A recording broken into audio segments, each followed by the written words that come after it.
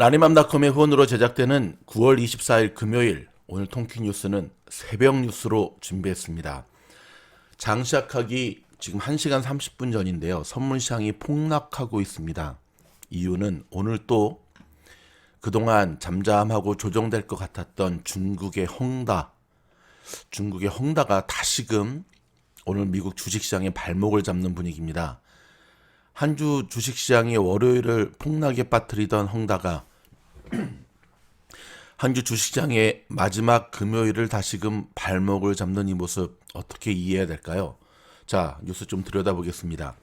350조 원대의 부채를 짊어진 채 심각한 유동성 위기에 빠진 중국의 2위 부동산 개발업체 헝다.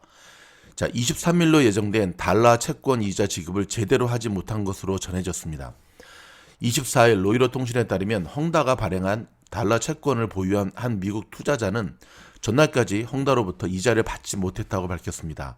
헝다는 23일 달러 채권 이자 8,350만 달러와 위안화 채권 이자 2억 3,200만 위안을 채권 보유자들에게 지급해야 했었는데요. 이 디폴트 우려가 제기된 가운데 헝다는 지난 22일 공고를 내고 2억 3,200만 위안의 위안화 채권 이자 지급 문제를 해결했다고 밝혔습니다. 하지만 시장에서는 헝다가 온전히 이자를 지급한 것이 아니라 채권 보유 기간과 사적 협상을 통해 이자 전체 또는 부분 지급 시한을 연장하는 등의 미봉책을 썼을 것이라는 분석이 나왔습니다. 헝다는 23일 달러 채권 이자를 지급할 수 있는지에 관해서는 별도의 공식 입장을 낸 적이 없고요. 이런 가운데 헝다가 결국 전날 달러 채권 이자를 지급하지 못한 것으로 전해지면서 헝다는 실질적으로 디폴트에 한층 더 가까이 다가선 것으로 전해졌습니다. 다만 달러 채권 계약서 상으로 예정일로부터 30일 이내까지는 이자 지급이 이루어지지 않아도 공식 디폴트를 낸 것으로 간주하지는 않습니다. 시장에서는 결국 헝다가 근본적인 유동성 위기를 넘기지 못하고 30일 동안 시간 끌기에 나섰다는 지적이 나오고 있습니다. 중국 당국 주도의 채무조정 등 구제 절차가 진행되지 않는다면 헝다가 결국은 디폴트를 선언하고 파산 절차로 들어갈 수밖에 없다는 관측도 대두되고 있는데요.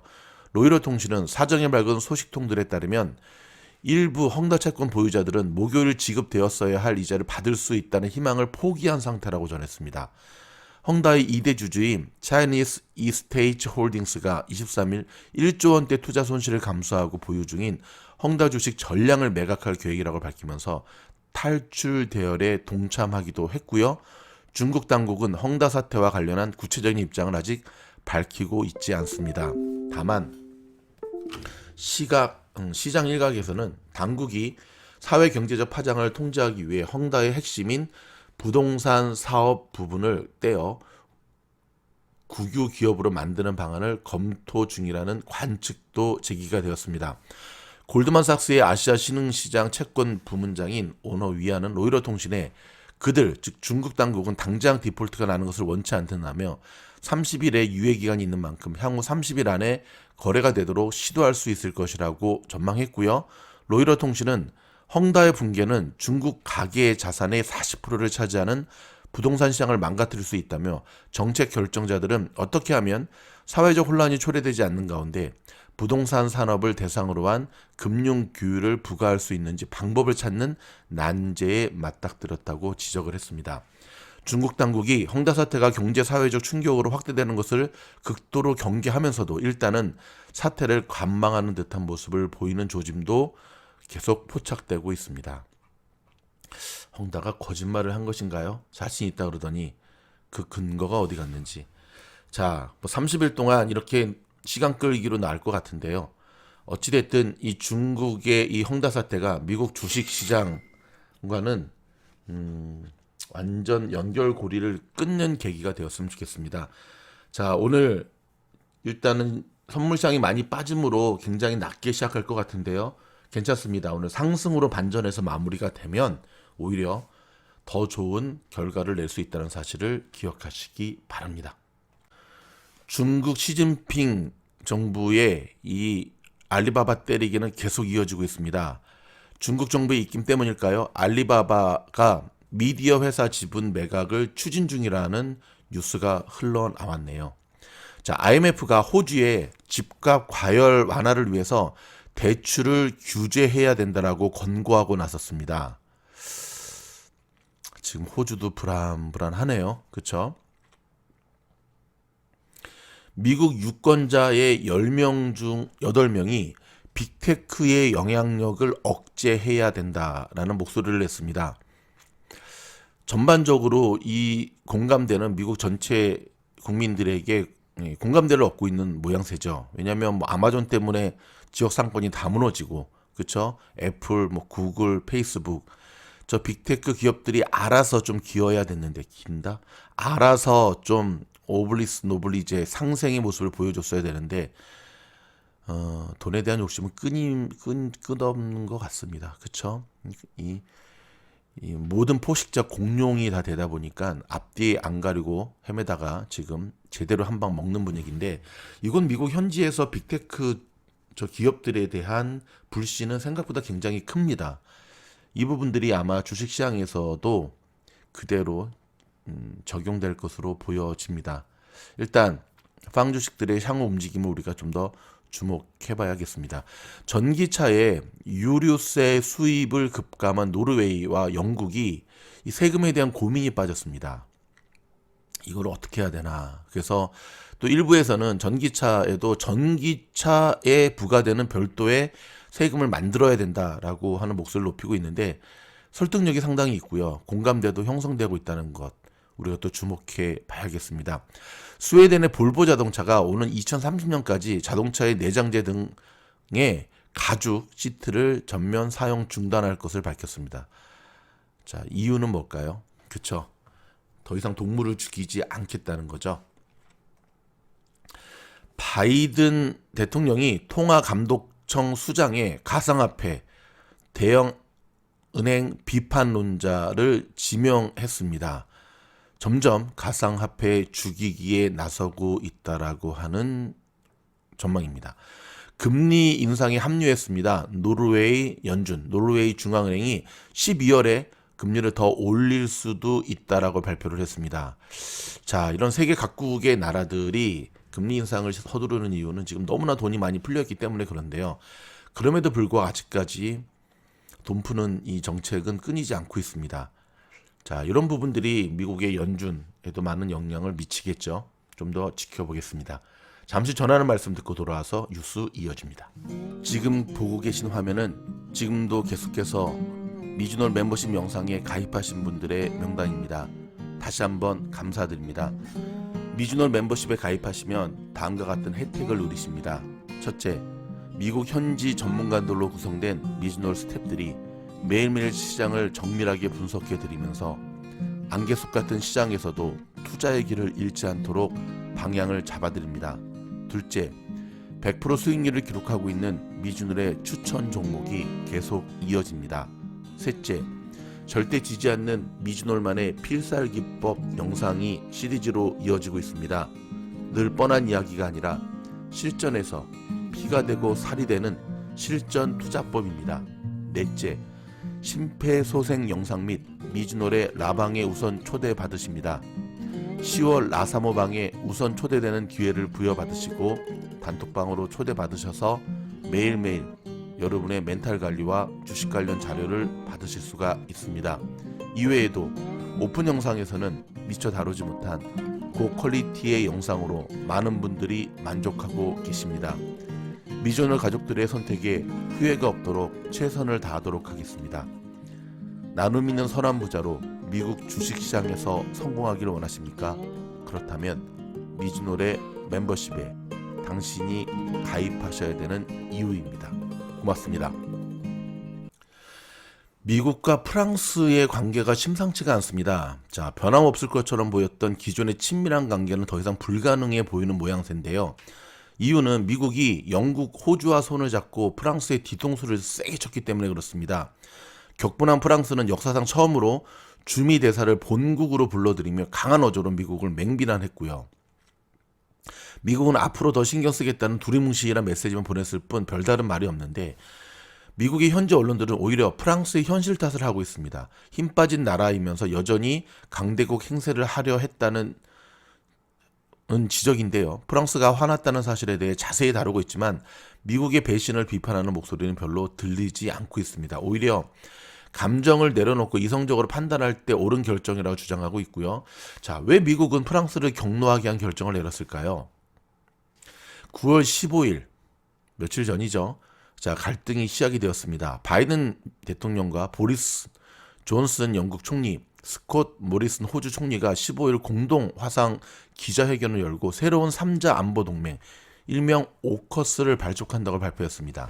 이들 세 나라는 오커스를 통해 사이버, 인공지능, 수중 시스템, 장거리 공격 등 핵심 기술 분야의 협력을 강화하고 안보 정보 및 기술 공유를 추진하기로 했습니다. 이를 위한 오커스의 첫 구상이 호주의 핵 추진 잠수함 보유를 지원하는 것이었는데요. 이에 따라 호주는 2016년 프랑스와 맺었던 900억 호주 달러 규모의 잠수함 기술 이전 계약을 일방적으로 파기해버렸습니다. 프랑스는 호주에 12척의 재래식 공격용 잠수함을 제공하는 계약을 맺었는데 이 50년짜리 계약은 태평양 지역에서 중국의 성장에 대응하는 유럽 전략의 토대가 될 예정이었거든요. 이 같은 발표에 프랑스는 크게 반발하며 미국과 호주에 주재하는 자국 대사를 소환했습니다. 이날 발표 몇 시간 전까지 마크롱 대통령은 이 같은 사실을 전혀 모르고 있었다고 합니다. 그러면서 자, 프랑스 외교장관은 미국과 호주의 결정을 용납할 수 없는 행위 등에 칼을 꼽는 행위라고 맹비난했고요. 이중적, 거짓말. 자, 호주는 어쩔 수 없었다는 입장이고요. 호주의 모리슨 총리는 이번 결정은 프랑스 정부의 매우 실망스러운 문제이기 때문에 그들의 실망을 이해한다면서도 다른 주권 국가들과 마찬가지로 호주는 항상 우리 주권과 국방 이익에 따른 결정을 내려야 한다고 덧붙였습니다. 앞서 피터 더턴 호주 국방장관도 현지 언론과 인터뷰를 통해 우리는 솔직하고 정직했다며 인도 태평양 지역에 변화하는 과정을 고려할 때 국익에 부합하는 결정을 내려야 했다고 말했습니다. 자, 미국이 프랑스에 굴욕을 안긴 이유는 참 복합적입니다. 일단 미국은 태평양 지역의 지정학적 우위를 유지하기 위해선 호주가 필요했고요. 자연스레 영국과도 이해관계가 맞아 떨어졌습니다. 유럽연합에서 나온 영국은 글로벌 무대에서 스스로의 입지를 재정립해야 했습니다. 그 브리티시 탈퇴죠. 블룸버그는 아쿠스 협정에 대해 영국과 미국이 태평양에서 더 많은 핵추진 잠수함을 개발하기 위해 호주와 군사 기밀을 공유하게 될 것이라는 의미라며 이는 유럽연합에서 탈퇴한 후 세계 무대에서 자신의 존재를 입증하기 위해 노력해온 영국을 위한 투테타라고 평가했습니다. 미국이 가장 신경 쓰는 중국을 놓고 프랑스가 미국의 신경을 건드리며 독자 노선을 강조해온 것도 이유가 될 수 있다는 분석입니다. 사실 이 부분이 제일 크죠. 기억하십니까? 얼마 전에 미국이 아프가니스탄 철군했지 않습니까? 20년 만에. 근데 프랑스가 독자적으로 우리 군대를 그곳에 남겨두겠다고 했습니다. 이런 모습들도 미국의 신경을 좀 건드린 거죠. 자, 동맹국들은 2차 세계대전 당시 같은 편에 속해 있었지만 이후 시간이 흐르면서 미묘하게 입장이 달라졌고 특히 중국의 위협에 대해 미국과 같은 시각으로 보지 않으려는 움직임이 나타나고 특히 프랑스가 그 선봉에 있었습니다. 마크롱 대통령은 미국과 중국 사이에서 유럽이 취해야 할 입장은 전략적 균형이라고 밝힌 바 있고요. 그러니까 이제 프랑스 입장에서는 전략적 균형인데 미국 입장에서는 요리 같다 조리 같다. 뭐 한때는 강국이었지만 지금은 이빨 빠진 호랑이 주제에 그래도 친구라고 모임에 껴줬는데 이제 점점점 하는 게 양다리 작전의 모습이니까는 이쯤 되면 이제는 쳐내야겠다라는 생각을 했던 거겠죠. 한편으로 이제 바이든 행정부의 이런 것을 비판하는 얘기도 있죠. 왜 비판을 하냐면 참 바이든스럽다. 참 바이든스럽다. 뭐 트럼프와는 다른 정말 전 세계의 맏형의 역할을 한다더니 이게 맏형이냐? 맏형이 뒤통수 때리냐? 여러분 마크롱 프랑스 대통령도 6개월 뒤에 내년 대선을 앞두고 있습니다. 그의 정치적 라이벌이자 민족주의자인 마린 르펜은 이번 프랑스의 공개적인 굴욕을 비난하고 나섰고요. 일각에선 이번 미국의 배신이 마크롱 대통령의 입지를 강화시킨 측면도 있다고 보고 있습니다. 평소 더 강력하고 더 자율적인 유럽의 주권을 강조했던 마크롱 대통령의 주장이 옳았음을 증명하는 계기가 될 수 있다는 분석입니다. 어찌되었든 전 세계는 이제는 자국 중심주의, 뭐 호주도 얘기했잖아요. 우리를 먼저 생각해야지 뭐 이렇게 했다는데 영원한 우방도 없고요. 대한민국의 태극기 부대들 정신 차리세요. 영원한 우방도 없고 영원한 적국도 없습니다. 이제는 각자 도생 스스로 살아가야죠. 힘을 키우고 대한민국이 힘을 키워야 됩니다. 힘을. 자, 여러분 아시죠? 이번에 문재인 대통령이 유엔 와서 연설을 했잖아요. 뉴욕 와가지고. 그 다음에 방탄소년단도 이번에 했잖아요. 그랬더니 또 우리 BTS를 욕하는 것들이 아니 가수들이 노래를 부를 것이지 왜 유엔 가서 연설을 하고 난리야. 그런 또 조롱을 하니까 우리 BTS의 슈가가 이 삐뚤게 보는 항상 삐뚤게 보는 것들은 어쩔 수가 없어요. 눈이 삐뚤어져 있기 때문에 한마디 했습니다. 무슨 말을 했냐면 우리는 SDG 관련 홍보로 할 겸 알리기 위해 연설한 것이다. 너무 색안경 끼고 안 모셔도 된다. 우리는 사실을 다 알고 그 역할로 간 것이다. 그러니까 SDG가 뭐냐면 지속 가능 발전 목표. 이게 많은 사람들이 문재인 대통령이 BTS를 끌고 간 것, 데리고 간 것으로 아는데 천만의 말씀. 유엔으로부터 공식적으로 BTS가 초청을 받은 겁니다. 유엔 측이 BTS한테 공식적으로 다 초대를 와달라고 초대를 한 겁니다. BTS의 유엔에서의 이 연설은 이번이 처음은 아니잖아요. 2018년, 2020년에 이어 올해로 세 번째. 삐딱하게 볼 게 아니라 정말 축하해야 될 일이죠. 대한민국의 위상을 드높인 지금까지 그 어떠한 대한민국의 K-pop 아이돌도 해내지 못한 바른 청년, 멋진 친구들. 이번에 유엔에 와서도 얼마나 멋진 얘기한 줄 아십니까? 변화하는 세대의 변화에 대한 두려움을 극복하자라고 하는 전 세계 청년들에게 얼마나 희망찬 메시지를 보냈는데 아무튼 대한민국의 저 기생충 같은 것들은 다 쓸어 버려야 돼. 아무튼 그런 거 있죠. 유재석 욕하고 BTS 욕하고 김연아 욕하는 인간들은 그거는 저기 일본으로 보내버려야 돼. 죄송합니다. 갑자기 일본. 갑자기 새벽부터 확 하네. 아무튼 자 미주놀 팀장이 아미예요. 아미 삼촌 아미 BTS 화이팅. 자, 마지막 뉴스는 마지막 뉴스 잠깐만요.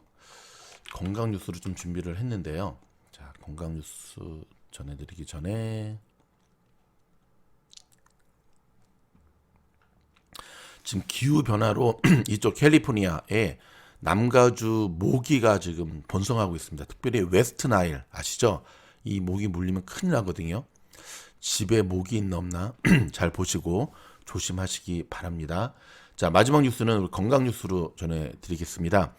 약주 좋아하시는 분들한테 참 반가운 소식인데요. 지방간 아시죠? 보통 술 많이 먹으면 이제 간이 손상돼서 지방간 해가지고 술 끊어라 하는데 죄송합니다. 근데 사실은 지방간이 술 때문에 지방간이 많이 생기는 거라기보다는 약 80%가 비알코올성의 증상이랍니다. 약주 드시는 분들 되게 좋아하시겠다. 그렇죠? 자, 그러니까 지방간이라는 게 간에 지방이 많이 끼는 상태를 말하는 거거든요. 간에 지방이 많이 끼는 걸 지방간이라 그러는데 성인 3, 4명 중에 1명이 비알코올성 지방간을 앓고 있답니다. 가장 큰 이유는 과도한 지방 섭취 및 운동 부족. 또 여성 호르몬제를 오래 먹어도 발병 위험이 높답니다. 왜냐하면 여성 호르몬제나 스테로이드의 부작용 때문에 그렇거든요. 자, 체크해볼 제가 7가지 알려드릴까요? 지방간을 의심하는. 첫째, 허리둘레나 체중이 정상 수치보다 높다. 둘째, 평소 패스트푸드나 튀김 등 고칼로리 음식과 야식을 즐긴다. 그러니까는 이 맥주와 이 통닭, 그렇죠? 안 좋은 것 같아요. 이 통닭 이거 아무튼 튀긴 통닭은 안 좋은 것 같아. 세 번째, 당뇨병 및 고지혈증이 있다. 넷째, 소화가 잘 안 되고 가스가 차는 느낌이다. 다섯째, 오른쪽 상복부에 가슴 뻐근한 느낌이 든다. 여섯째, 소변이 진한 갈색을 띠고 대변의 색이 밝아졌다. 일곱째, 아침에 일어나기 어렵고 피로와 권태감이 오랫동안 지속된다. 과체중이라든지 비만 동반도 주 요인이라고 하고요. 뭐니 해도 항상 이야기하는 것, 스트레스죠. 그러니까 좀 그런 것 같아요. 기분 좋은 사람들과 기분 좋은 술 한 잔은 정말 약이 되는 것 같아요. 약주라 그래요. 약. 그쵸? 근데 스트레스 받아서 먹는 술은 독이 되겠죠. 자, 오늘 금요일입니다. 불금인데요. 기분 좋은 하루를 마무리되면서 뭐 주식이 좀 안 좋으면 안 좋은 대로, 좋으면 좋은 대로 항상 금요일은 여러분 기분 좋게, 한국은 토요일이죠. 주말은 기분 좋게 하루를 보내면서 한 주 동안 또 열심히 살아온 여러분의 스트레스를 또 다 풀고 그렇게 나갈 수 있기를 바라겠습니다. 오늘 통기 뉴스 저희가 준비한 뉴스는 여기까지고요. 새벽 뉴스를 한번 준비해봤는데 어땠나 모르겠네요. 자, 그럼 다음 영상에서 뵙겠습니다. 고맙습니다.